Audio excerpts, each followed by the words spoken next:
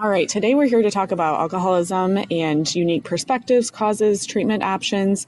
I'm Alex Bauer, and I have Jean Turcott here with me. Jean, will you give us a little bit of your background, please? Sure. I have a bachelor in psychology from the University of Massachusetts and a master's in social work from the UConn School of Social Work.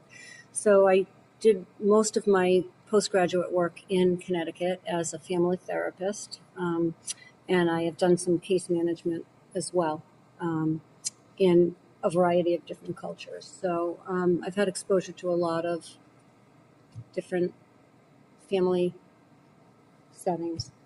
Okay, and I assume they include alcoholism. A lot, yeah. It's intertwined in a lot of places. Yes, So, yeah. well, I do want to get started and just talk about, cultural perspectives. So we're here in the U.S., and I think the biggest contrast in my research has been the perspectives on alcohol and just the drinking culture between the U.S. and Europe. Have you seen some of those contrasts throughout your work? Although I've never worked with Europeans, I've experienced and read about the different outcomes of drinking. And I think the reason Europeans are not seeing the extent of serious repercussions is because it's not taboo.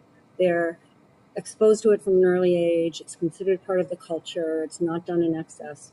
Americans do a lot of things in excess. It's similar to the way we eat. Yeah. Europeans see it as a part of lifestyle. We see it as an activity, and we see it as its own entity. Absolutely. And I see it glorified a lot through, movies, and it's almost like drinking as a sport. And I think in their university or college culture, we know that's a lot different than the European education system. And I think that plays into it a lot. So, Americans are definitely, it's almost like we're not set up for success when it comes to dealing with substances, especially alcoholism. I know a lot of our parents and me personally, I grew up with a father who was, in a blue collar job, and it was Miller time at the end of every day. And that was just part of our culture, but it was, taboo for me as a child to touch it, but it was just a part of my dad's everyday life. So it's a really interesting all or nothing aspect too.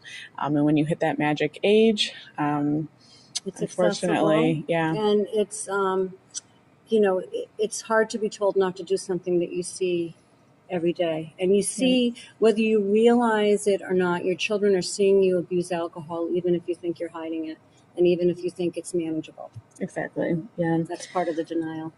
So, and then also I did find a quick quote here from the World Health Organization. They actually found that in many European countries that where the drinking age is less than 18 and often not strictly enforced, like here in the US, 15 and 16-year-olds have more drinking occasions per month, but there's actually fewer occasions of dangerous intoxication than their American counterparts of the same age. And I think that speaks really highly to just the culture of drinking and how it's very gradually introduced in Europe and not so much in America. It's definitely more extreme here. So I think basically everything is more extreme in America, but I'm going to attribute that to the fact that it's taboo when kids finally escape the reins of their parents. Mostly it starts in very early, but it's really excessive in late high school, early college. Absolutely.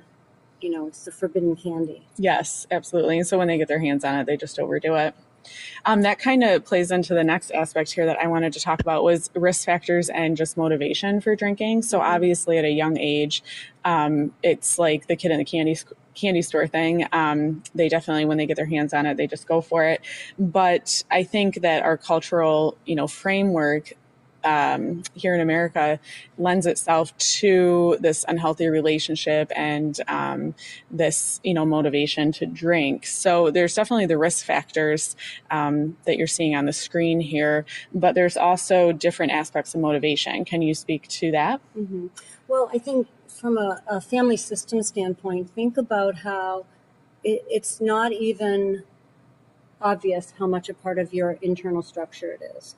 I think, for instance, you'll see adult drinkers connecting with family members through alcohol.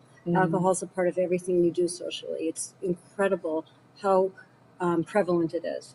So it's hard to escape it. People feel that they need to associate certain events with alcohol. Yeah. And there are so many of them now, it's just proliferating. So, I need to connect with my dad over a beer, or I need to have beer and chips at a football game, or I need to have a glass in my hand at every party. Mm-hmm. And it's there's a lot of peer pressure now with adults as well to be drinking. I think there's that factor, then there's the genetic factor. And then, it's hard to separate them.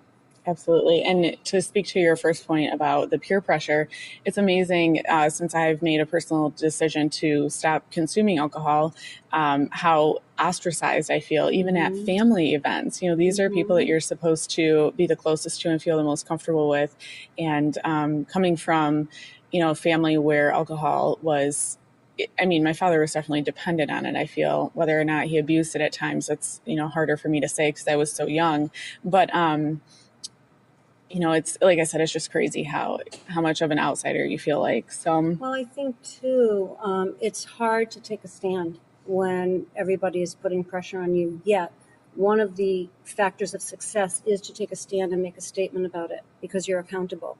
And so you can be surrounded by people drinking, and there's no way of discerning who's the alcoholic and who's just having a social drink because it's so skewed.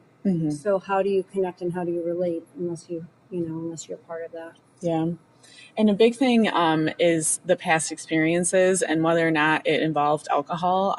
There's a huge aspect of trauma here. And I know for myself, I didn't even know how to define trauma and what that looked like from my past. And it just, these experiences are shaping a person's values and their expectations of what it looks like to drink and or what's going to happen if they don't drink when they're in this situation. So that's a huge thing. That's a big piece of it because alcohol is a drug. So if you have a backache, you're going to take medication to suppress it. Well, that's what alcohol does. It suppresses not just physical pain, although it does that. It suppresses emotional and psychological pain. Yeah. There's also things like having an impulsive personality that, you're wanting the instant gratification or using alcohol to deal with stress. These are all things that are contributing to, the motivation to drink. Do you have anything else to add as far as this topic goes? Well, again, it goes way back to family mores and values, because if you handle stress, I've had a bad day, I'm going to have my cocktail. Or it's Saturday night, this is a drinking night. You see this from a very early age. I happen to have grown up in a family where my background is Jewish, and we had Manischewitz wine at Passover, and that's really what I saw, other than my dad would once in a while have a martini, and I did not develop a habit. I'm not saying that that's the only factor, but I do think that has a big piece of it, because none of my siblings are drinkers. No, that just might be a really good point. Yeah. Interesting. Well, I wish I had been that lucky. I know. So I also want to talk then about the different behaviors that go along with drinking. And there's different types of alcoholics. So on the screen right now, these are specific behaviors really as far as a high functioning alcoholic. There might be some overlap, but what other types of drinkers or alcoholics have you seen? There's a wide variety. The most troublesome are the ones that deny it, or the ones that feel that you're not alcoholic unless you're slurring and falling over or you're the bum on the street. And I think there's a huge dichotomy in people's minds. And I think that people can't understand that if alcohol causes you to have a behavior change or to be destructive to yourself or others in a very subtle way, then it's not alcoholism. And that you're talking about any type of maybe irresponsible, irrational decision, any maybe relational problems associated with drinking. Yeah. And, it's not my problem, it's yours. There's nothing wrong with me. Denial is the strongest defense mechanism anybody has. And so to break through that is the goal and the hardest. Okay. And maybe some things to look for would be like someone's increasing tolerance or withdrawal when alcohol is not present. Irritability towards others that call it out too. Very defensive. Very resistant, kind of lashes back, and it's called a reaction formation. When you feel anxious about a behavior or a feeling, you tend to transfer that in extreme opposite. Okay. Um, Is that some of the agitation maybe people see with? Different than agitation. It is? Okay. Agitation is more, that's based on your denial Okay. defense mechanism. Okay. Yeah, so those are definitely all things to look for. And then once a problem has been identified, there's definitely a lot of different treatment options depending on what level your problem's at. So obviously there's the severe alcoholic, which is maybe the bum on the street that everyone's picturing. But what about these functioning alcoholics, and what does treatment look like for them? Well, I've worked with alcoholics that cannot drink even a little. Okay. And you have to understand that every person reacts to alcohol differently. And you have to understand that every recovery and treatment program has to be geared toward that person. And as a social work therapist, with my background, we look at the entire system. And we look at different forms of recovery. Okay. And some people, you will try the have a drink and stop at that, but a lot of people don't have the neurological system to be able to do that, because some of this is genetic. Okay. And then some of it is environmental. Okay. And some people really struggle with it. And what happens is, if they're allowed to drink, and I put that in quotes, they can justify, well, one didn't do anything, I'm okay to go on for a second. And then, this is starting to feel good. And then it just kind of snowballs. Right. And that snowball, I mean, speaking from experience, there's definitely a point somewhere in that first drink for me where it's like a light switch. And once you hit that, it's like, just I can almost feel the chemical changes now that the dopamine response. And it's ridiculous. And for me, so I've tried to reintegrate, and I'm pretty much at that spot where I don't think it's going to happen. I had abused alcohol, with the binge drinking and things like that. I think I've done too much damage, if you will, or with the genetic factors. I'm just not a person that's going to be able to drink, but that brings up a point too. It can be a brain disease. So if it's, environmental and you can fix that, that's great. But if it's a brain disease, you're really bringing in another aspect of treatment that America hasn't fully embraced yet. So, which is the medical side of it. Yeah, the medical aspect. Do you have any experience with that, or have you read anything about it? We talked about dopamine, but I think the thing is, if you look at what alcohol is, it's a depressant. And when you look at the most common behavior of a drinker, it's stress management. Right. You don't always drink to feel happier, because not every person who drinks is happier. You drink to suppress anxiety and stress, and that's what it does. It's a depressant. So there's that chemical reaction. I have not worked with anybody that's done an approach where it's both therapeutic and medical. I've never worked with someone in a medical setting. So I do hear that, drugs, medications are being used. Yeah, so I wanted to share a little bit more information from some research that I had done in comparing the cultural aspects again between European countries and America rather.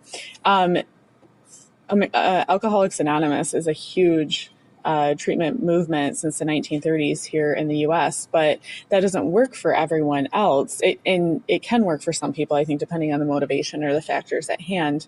But this one treatment center that I had researched was in Finland and Spain. They have locations in both areas, and they have a 75% success rate, but they're rating success or measuring success rather on not the amount of relapses or abstinence or anything like that, but getting people to a safe level of drinking. So whether that's abstinence for some people or maybe just drinking in moderation for others. So have you seen that work or I have not so much? I have not seen that specific work. I've heard about it. But, I think, again, it's based on the person. I think, just like a smoker might want to use the electronic cigarettes, and then others have to go cold turkey. Okay. With behaviors, with addictive behaviors, you do want to substitute a healthy one for the unhealthy one. I do that a lot with some mental health issues as well, like obsessive compulsive disorders. You find a healthier version of what they need to obsess over, but you're still not getting at the reason they're needing to obsess, which is usually trauma. Okay. Safety. And so that's what goes on with any addiction. Okay. Another thing that's really interesting about this treatment, and anyone that's been through treatment would probably find this alarming, but for the 6-month program in Finland and Spain, it's only $2,500. It's like 2,000 euros, so it ends up being 2,500 US dollars. But they use a combination of CBT, goal-oriented, reshaping experiences and expectations. And then there's this physical and medical aspect. They're actually using naltrexone, which is an opioid antagonist, and it's blocking, the responses to the chemical responses in the brain. The feel-good responses. Absolutely, yeah. And it's getting people to either get down to that drinking in moderation, or some of them are finding, while using the drug, after trying a glass of wine here and there a couple times, they're just not, alcohol has lost the appeal, and that's helping them to achieve, recovery, which is awesome. Well, that's a classical conditioning. You're associating a negative feeling with a behavior. Mm-hmm. And so it's kind of eliminating it that way. I didn't think about it that way, but yeah, so it's not offering that positive reinforcement anymore. Okay, interesting. So I think that's a great idea. You can't look at anything in isolation. You can't treat any problem without, if you injured yourself, you would probably take pain medication, you would go to physical therapy, you would develop a lifestyle, maybe with eating, and other practices to help heal. Okay. Well, this is a healing process. Yeah, that's a great way to think about it. And I think that's where, maybe America has to kind of reshape the way we're approaching it. So, not a quick fix. Right. No, it's not. It definitely needs to be a lifestyle change. So, and then on the screen here too, I have just this graphic, and I really put it up here to depict all of the aspects in someone's life that we have to think about when we're looking at treatment and recovery. You're dealing with, emotional issues, your environmental, risk factors, and just your environment in general. There's maybe an intellectual gap where there's some issues with processing and things like that can definitely cause issues with reshaping expectations and thinking. Then there's the physical need. Of course, we touched on that. Occupational, if someone is in an occupation where it's just not conducive to, be there if they're trying to be in recovery, that definitely has to be looked at, but that's someone's lifeline, you got to pay the bills. So, well, that couples with social situations too. Yeah. And then, we're looking at spiritual, social, financial, all of those things have to play in. So you definitely have to find, not even necessarily a program, but you have to combine aspects of treatment that will work for you and provide the result you're looking for. So, and then I wanted to touch on spiritual too. So a huge part of AA would be this, faith-based approach. And you've seen some people have a lot of success with AA. I have. There are people that need to have something to believe in. Mm-hmm. They need an extrinsic motivator. Okay. They don't feel that they have the strength without something guiding them. And I think that's what religion does in many ways. It gives us something to guide us. Okay. To focus on, to tell us what to do. Mm-hmm. And a lot of people don't have any other resources. Mm-hmm. Maybe they can't afford therapy. Maybe they have a family system that doesn't support it, that doesn't believe in it. Or maybe they have no access to anything else. So the other thing is there's a lot of spirituality in this country. It's not all religion-based. Right. And so having a higher power to tell us what to do, to guide us, really works for some people, but it doesn't for others. Okay. And in your experience, have you seen a lot of success with AA, or have you heard of a lot of success? Or, is it like 50-50? What do you think? I would say it's about 50-50. Again, it's going to depend on the person. And like I said, nothing can be done in a vacuum. It's an entire system. You have to look at all of these factors that we talked about. Right. And if you're not getting support in one factor, but only, using just your spirituality, you might relapse. What if you're, you're feeling that God guides you, the 12 steps are working for you, but then you're put in a situation where you don't have a tool to get through that. Okay. One of the good things about AA is that it's lifetime, and you do have someone to reach out to in an emergency. So you It do is a have to have, huge support network. yeah, I have heard that. Yeah. yeah. I'll never forget though when I was identifying, that I was struggling with alcohol consumption and maybe making too risky decisions and things like that. I went to my family doctor and I told her that I was struggling. And the first thing she said before even asking me, what level the drinking was at or anything like that, she said, "Well, are you going to go to AA?" And I was so taken aback. And so I don't know if, personally, I'm more spiritual, I don't have an identified religion. And I just wonder if in the back of my mind, I'd already kind of written it off because I was so upset with how she approached it. But Well, that's a little callous. I yeah, mean, she didn't really talk to you about where it was coming from and why and how much and how. right, It might have been that AA could have worked for you, but it just, it can't be a stopgap. It's not right, like you would go to a doctor and have an injury and they'd stick a Band-Aid on it without looking at, is it infected? right, Does it need to be sewn? yeah, How long will it take to heal? yeah, So it's the same concept.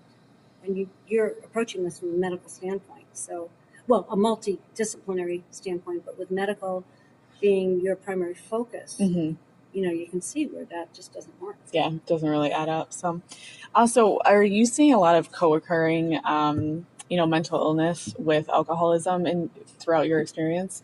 I see it. Well, it's kind of a chicken or the egg. Do Okay. you know if obviously mental illness underlies a lot of alcoholism, and but so do circumstances. When you think nothing else is going to matter, Right. you may resort to it. But there is a lot of psychosis Okay. in alcoholism. There's also a correlation, at least from what I've seen, in terms of intellect and socioeconomic status. It's hard to do therapy when your mentality doesn't give you the tools to do that. Absolutely. So you just don't have the capacity to, fathom what's going on. Yeah. Or change it, really. Right. It's just a real limited scope. Okay. Of, in terms of your view of it. Okay. That's not to say you can't have success with people that have a lower level of intelligence, but sure, you're going to have more success with someone that can be more insightful and more practical. Okay. And has resources. Okay. And I hate to make a blanket statement, but do you feel that alcohol is compounding these mental health issues in America? Or, I can't imagine that it's making them better. Oh, clearly. Yeah. Because it's a drug. Yeah. And it's not the right drug. Right. And it can't operate in a vacuum even if it was the right drug. Right. And it's pretty dangerous in excess. When Very you dangerous. compare it to the other drugs and like the withdrawal process, it's very dangerous. Well, I think because it's socially condoned, it's more dangerous. If you were to use another drug, an opiate of some sort. Or marijuana, I think, is a good comparison. Yeah. Well, it's a different comparison, but you have to look at it in terms of the extremity. So if you compare it to an opiate, you wouldn't be able. It wouldn't fit the social mores. Whereas alcohol does. It's just part of everything. It's promoted as part of everything. It's advertised as part of everything. It's in the media. It's on TV. It's in movies. Yeah, that's what's so alarming about it. Yeah. All right, good discussion here. So just to wrap this up, I wanted to share some statistics. And, we've had a really great discussion too. And I guess where this leaves me is where do we go next? And that's not a problem you or I are going to solve. But when we look at these alarming statistics, the ones on the screen there, and then, we know that the typical American will see, 100,000 beer commercials before he or she turns 18. And then they can't even drink until they're 21 without, serious repercussions. It's alarming. Well, think about it. What happens when you see something you want and you can't have it? You want it even more. You want it more. It's, again, it's how we train animals, for example. Mm-hmm. We don't let them have it, and we build up the anticipation and expectation. Obviously, it's different. We want them to perform a task in order to get it. But so we're anticipating it's the unforbidden fruit. Yeah. And then we get it, and we can't get enough of it. And it's even, Yeah, it's just a treat. It's that positive reinforcement. When you get it, you've achieved something. So, and I think it's also important to look at the genetic statistics too. I like to look at everything as this, the medical aspect or the evidence-based approach. But we know that more than half of the adults with alcohol issues have a family history of a drinking problem. Yeah.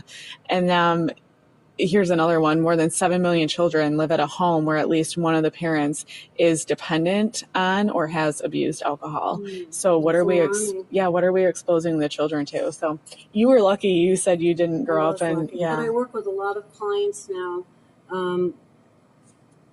in situations where it's not just alcohol that perpetuates itself, but if they don't see it, if they don't see a way out and they don't see any different lifestyle around them because they're immersed in it, they're never going to even know alternatives. They're never even going to think that they have a chance. Yeah. So they just perpetuate it. It's the same with other dysfunctions. I was going to say, outside of alcoholism, we could have a whole nother discussion on this new millennial generation and the problems we may see. So, well, that too. And I'm talking about really on a on a more primitive scale. We're talking about family systems and the way people grow up, whether it's poverty or crime or alcohol or drugs or promiscuity, whatever you're exposed to, if it just keeps perpetuating itself and there's no way out, if you don't have access to other resources, it's just going to keep perpetuating itself. Sure. All right. Well, I definitely appreciate your time. I think we've had a really great discussion, and this has been very insightful. You've definitely opened my eyes to a few things, so I appreciate it. Thank you so much, Jean. Thank you.